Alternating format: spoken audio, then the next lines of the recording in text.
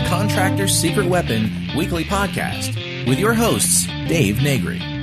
This program is dedicated to helping contractors, remodelers, painters, roofers, roof cleaners, and business owners in the construction industry gain an unfair advantage over the competition. This program supplies you with information that the competition doesn't even know exists.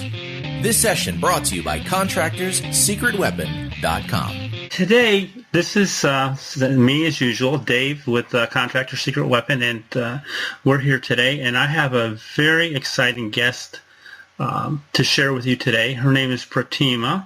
She's a designer. She's a quote expert. She's founder of Craft Street Design and built a six-figure business in 6 months designing inspirational quotes, and now she's almost into her business 2 years. She turned her life around and has become a successful business owner. She was stuck in a bad arranged marriage, and if it weren't for the words on her kitchen wall which said, "Darkest hours before the dawn," and Pratima admits that she may have ended her own life. And the inspirational words have made a huge difference in her life, and I know that it has in a lot of other people's lives too. And that's why Pratima is on a mission to empower others to accomplish their own goals and be happy and successful. So, Pratima, I want to thank you for being with us today, and I love to have entrepreneurs who have become successful and have overcome their own challenges, and I just want to thank you for being with us today and sharing. My pleasure, Dave. It's wonderful. I'm really excited to be on the show today. Yeah, and one of the things about, as I was, looking at your background and things like that, is that you really grew at a relatively fast rate, which means that you don't have to be stuck in your position forever, huh? Yeah, absolutely. So it's kind of, I grew into six figures in 6 months, but probably the first 2 months I actually didn't have any hope of making anything close to, anything reasonable. So my first sale was like $7, and I was just hyper exhilarated by that first sale. And that's where, looking at, revenue goals, sales goals, and, even figuring out that somebody is willing to buy, I think was the first step. But after that, I started to kind of move with the momentum and go from there. Yeah. So the quotes have made a big difference in your life, haven't they? Yeah, to me they have. After for me, going through the situation that I did, I was just, depressed and going in a downward spiral, and I felt extremely helpless. There was a lot of pressure from the family to stay in the marriage and all of that. So I felt very helpless in my mind, really. I don't think that was a true situation. But I almost ended my life, and then that's when I saw this quote on my kitchen wall.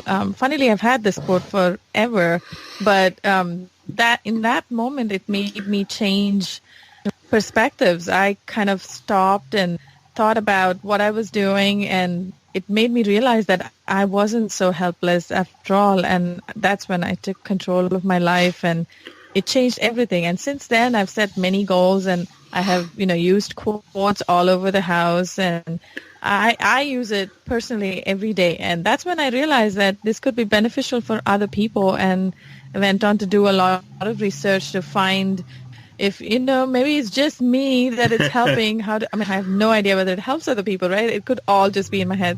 So I went on, there's a lot of research about how your environment impacts you, what you surround yourself, the people you surround yourself, the stuff that you read on a daily basis. All of that has an impact on you, whether that is conscious or subconscious. It's different for different people, but it does have an effect on us. And if it's going to have an effect, why not get a positive effect? So that's where the whole idea of continuing down the path of producing these quotes, I went down that road. It not only helped me personally, but looks like it's helping other people. So I figured. Yeah, and you transformed the whole business around it, which is pretty awesome. Now, how have you taken your business and grown it at a pretty relatively fast rate? So originally I actually I have a design background. I have a bachelor's in computer science. Okay. But I also have a design and graduate studies diploma. So I kind of have both the help, both sides of the brain as people look at it. But so I kind of have that background. So I started designing the quotes that meant the most to me. I put up, I think, about probably 10 or 11 designs at first. I put out on marketplaces like Etsy, Darby Smart, and Amazon Handmade.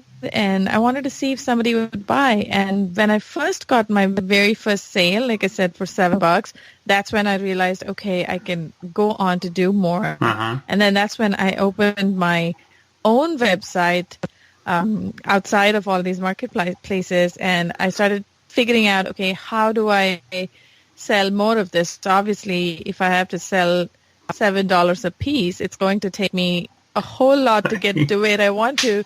So it was just a lot of numbers. So I looked at it more strategically. I wanted to increase the amount of order value that I could get more than $7 or $10 per piece. So I went on LinkedIn and I started researching all the people that would like corporate gifts. And I went with executive assistants who were truly making the decisions most of the time for corporate leaders, for, marketing departments and all of that. So I started networking that way. I started emailing them. I use this, professional service on LinkedIn. It's, I think, $78 per month or something. But yeah, if you subscribe to that, you can pretty much search by many different ways on the site. And then I got all my leads that way. And I, of course, after I emailed them and I got a few responses, I would have coffee with them. I would show them samples. And then they would order like anything between $200 and $500 was physical order that I would get from these people. Nice. So that's how I got started. And I realized, okay, so now that means that we can just get probably like 10, 20 of these people, per month, and I could have a real business. Yeah. And for me, that was like the best way to get cash flow up front, because waiting for retail to happen, unless you really have marketing strategies under your belt, which I did not have. I did not know a whole bunch about marketing. I did not know a bunch about SEO. I did not know anything about Facebook ads, none of that good stuff. So I had to find a way. And to me, even though this is actually more time consuming if you have to do it in a very large scale, I found that very useful to start off and to build cash and to have a business before you start to think about all these other methods that you can grow it in. Well, it's kind of interesting because as you're talking about the way that you actually started your business and the way you upscaled it is like one of the things that we talk a lot about with contractors is to go for where the money is. Go to the people that have the discretionary income. Sell to the higher end clients because they're the ones that have money and want to spend money, and you did that. And the nice thing is that, and you used LinkedIn, which I think is pretty awesome. I haven't really checked out LinkedIn yet, but the way that you said that you had used LinkedIn is that you created warm bodies to make cold calls to. In a sense, huh? Yeah, absolutely. So yeah, it is. You have like a bunch of filters that you can go through, and then you can get leads in pretty much any industry. But I guess you will still need to know who you're targeting. Like if you have a very vague idea, then it may be hit or miss. But as long as you know who you're targeting, it's easy to do on the platform. So as we start off for the new year, because I know that one of your topics that you like is inspiration and goal setting. How would you use that to help business owners transform this new up and coming year into becoming a more profitable one?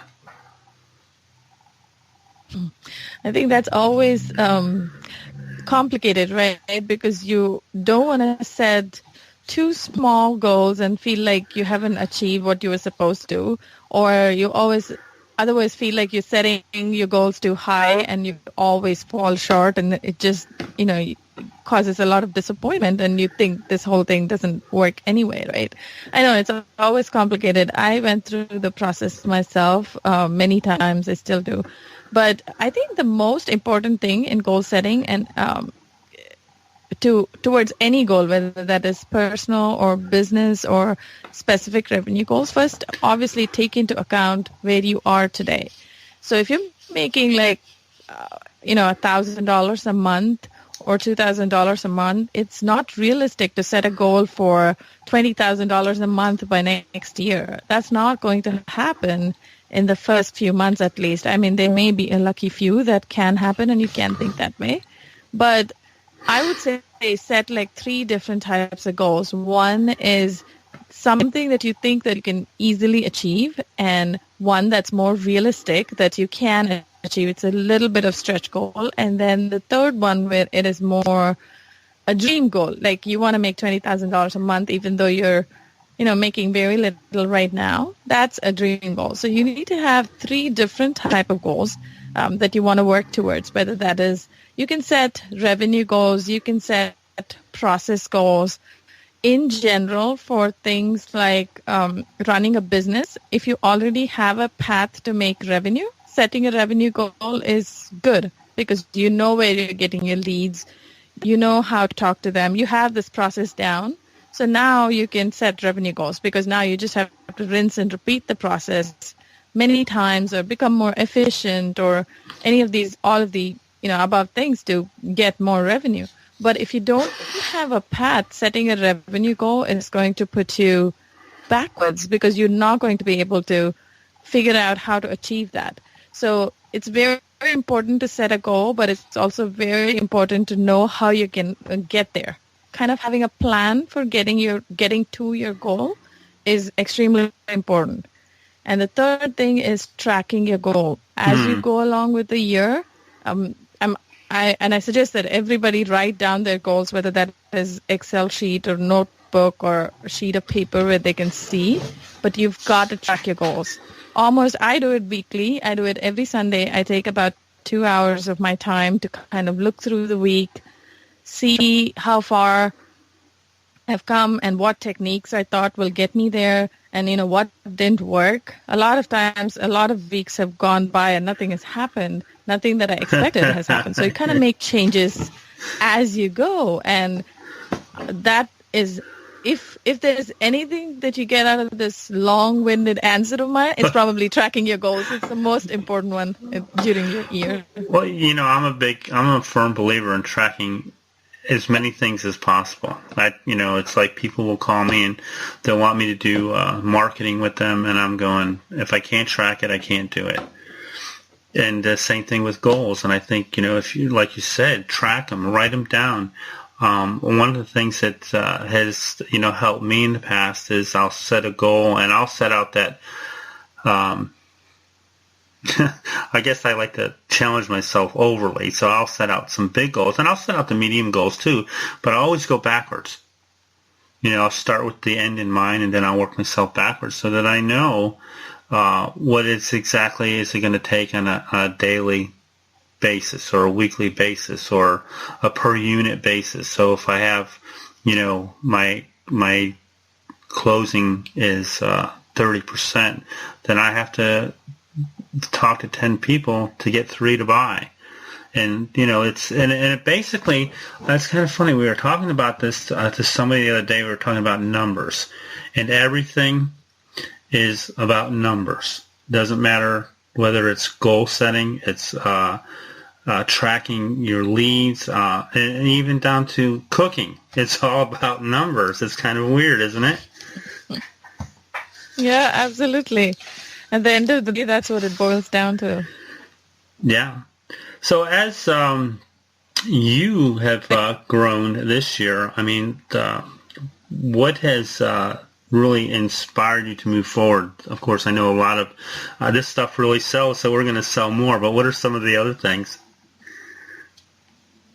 I think seeing the impact it's making is useful for people people, I receive testimonials from customers all the time about how they used it or how they helped a colleague or a new graduate get their first inspirational keepsake thing that they can just give and how it uplifted them, or how they achieved their goal on something as simple as keeping it in front of them. Mm-hmm. And I do realize as a person that it's not just a quote putting in front of you that's going to let you achieve things. I do realize that.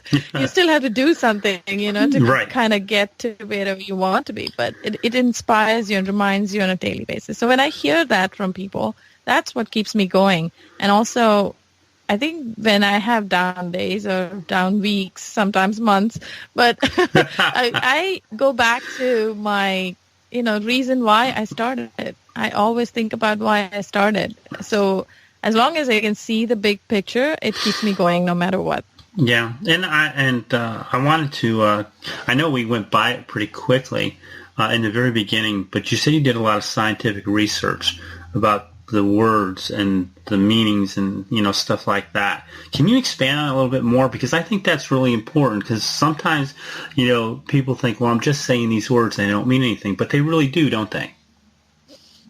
Yeah, even if you're just reading them, and even if you're just probably not even consciously reading them, you just probably glance over some words that make no sense at all to you. When the right time comes, or when there is a right problem at hand, these are the things that trigger other things in your brain. Our brain is such a weird thing. I mean, I don't think they even have full amount of research to figure out neuroscience at this point. They just know very little. But our brain makes connections where we don't even know where it's coming from. We have a subconscious mind, we have a conscious mind, and then we have all these biases that we have in our brain.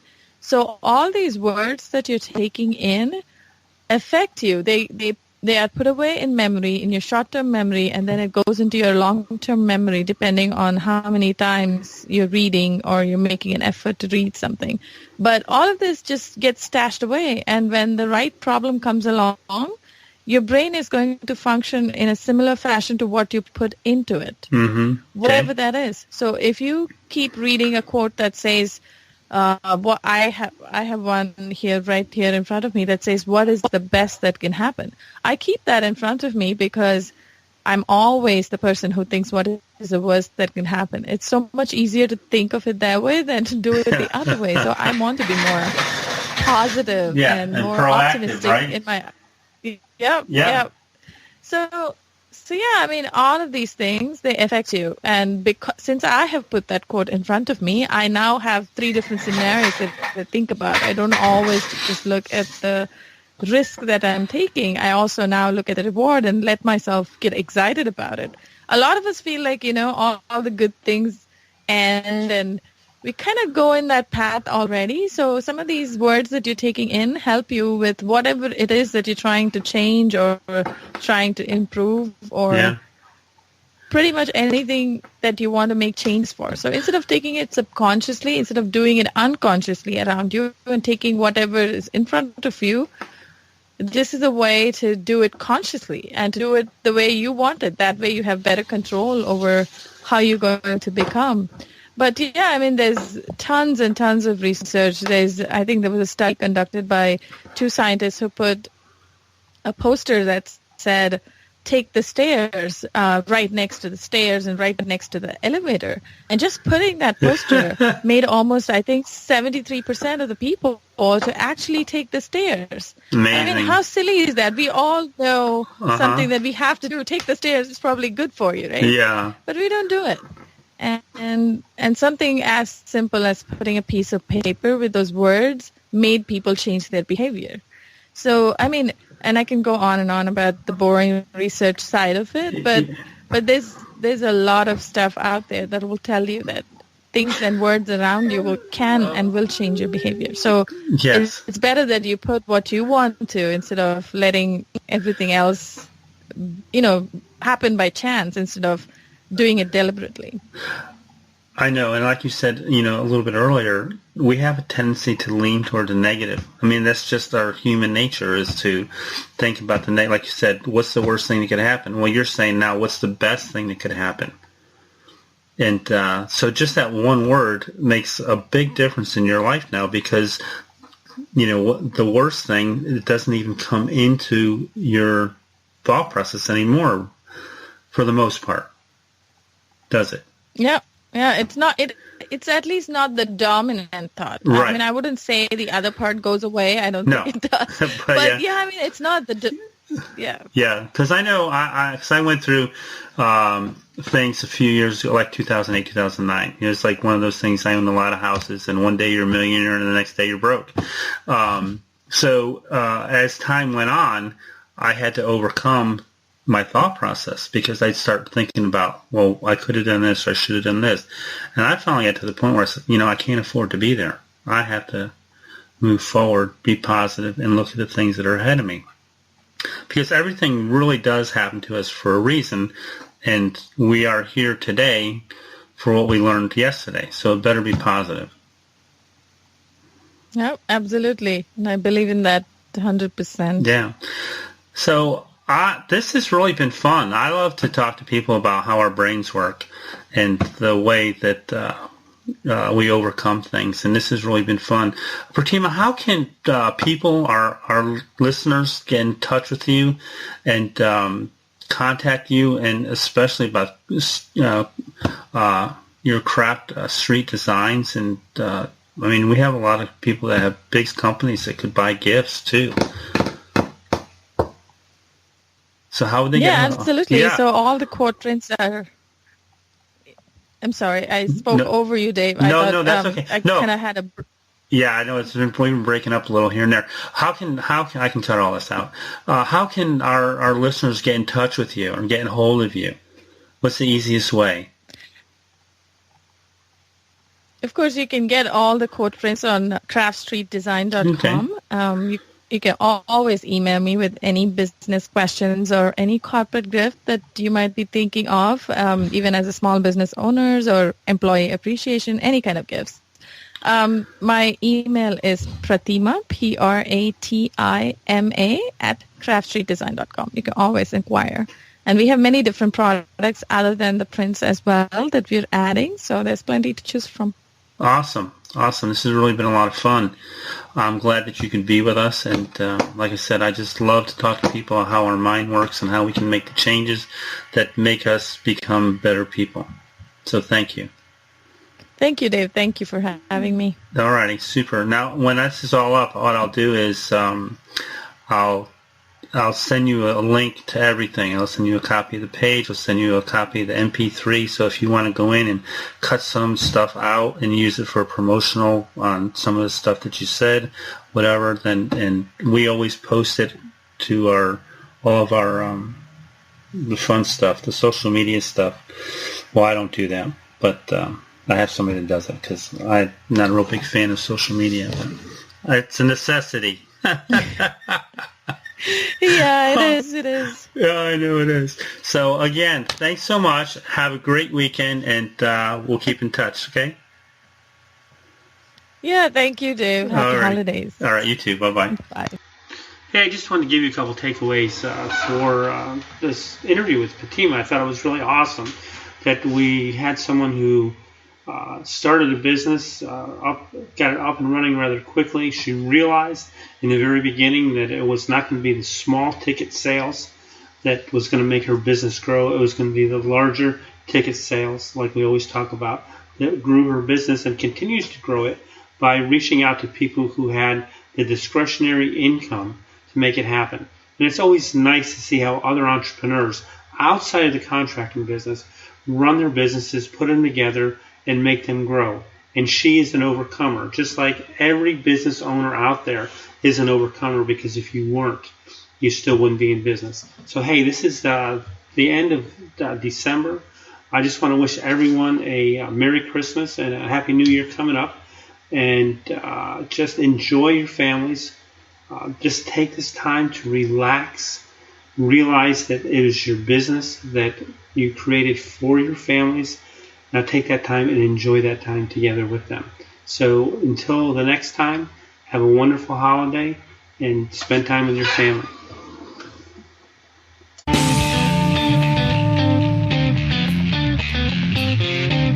Thanks for joining us for another weekly episode of the Contractor's Secret Weapon podcast with Dave Negri.